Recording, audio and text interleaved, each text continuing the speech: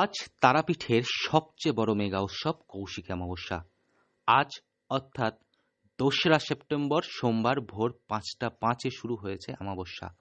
থাকবে মঙ্গলবার অর্থাৎ ৩রা সেপ্টেম্বর সকাল ৬টা ২৯ পর্যন্ত।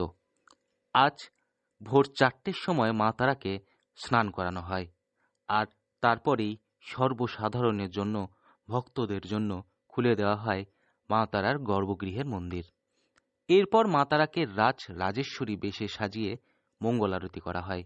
এছাড়াও যেহেতু রাত থেকেই ভক্তরা লাইন দিতে শুরু করেছে, সেই জন্য রবিবার রাত থেকেই খোলা হয় মন্দির চত্বর। মন্দির কমিটির সভাপতি তারাময় মুখোপাধ্যায় আমাদের জানান, এই দিন সন্ধ্যা আরতির সময় মা তারাকে স্বর্ণালঙ্কার দিয়ে সাজানো হবে রাজেশ্বরী বেশে। এছাড়াও আজ দুপুরের অন্নভোগে মা তারাকে নিবেদন করা হবে পোলাও, খিচুড়ি, অন্ন, ২ রকমের ভাজা, শোল মাছ, নানান রকমের তরকারি। এছাড়াও থাকবে মাছ, বলির পাঁঠার মাংস, পায়েস, মিষ্টি, চাটনি ইত্যাদি। এর পাশাপাশি সন্ধ্যাবেলায় নিবেদন করা হবে লুচি, সুজি, ৫ রকমের ভাজা ও নানান রকমের মিষ্টান্ন মুরকি। আর রাত্রে ভোগ দেওয়া হবে খিচুড়ি, মাছ ভাজা, আর বলি হলে সেই বলির পাঁঠার মাংস। এছাড়াও কৌশিক অমাবস্যা উপলক্ষে গোটা মন্দির চত্বর সাজানো হয় লাইট এবং ফুলের মালা দিয়ে। এর পাশাপাশি নিরাপত্তার জন্য প্রায় ১,০০০ পুলিশকর্মী ও ৩০০ অফিসার এবং ১৭০০ সিভিক ভলেন্টিয়ার্স তারাপীঠে মোতায়েন রয়েছে।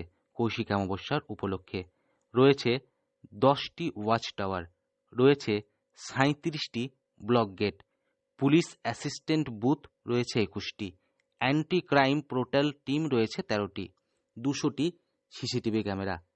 এছাড়াও অপ্রীতিকর ঘটনা এড়াতে তারাপীঠের ঘাটগুলিতে রয়েছে ডুবুরি, এবং তারাপীঠ মন্দির সহ এলাকা জুড়ে চলছে ড্রোনের মাধ্যমে নজরদারি।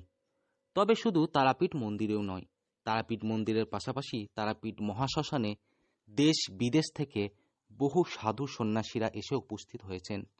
তারা গতকাল রাত্রি থেকেই হোম যজ্ঞ করে এই বিশেষ তিথি পালন করছেন, আর এই হোম যজ্ঞ দেখতে ভিড় জমাচ্ছেন দূর দূরান্ত থেকে আগত পর্যটকেরা।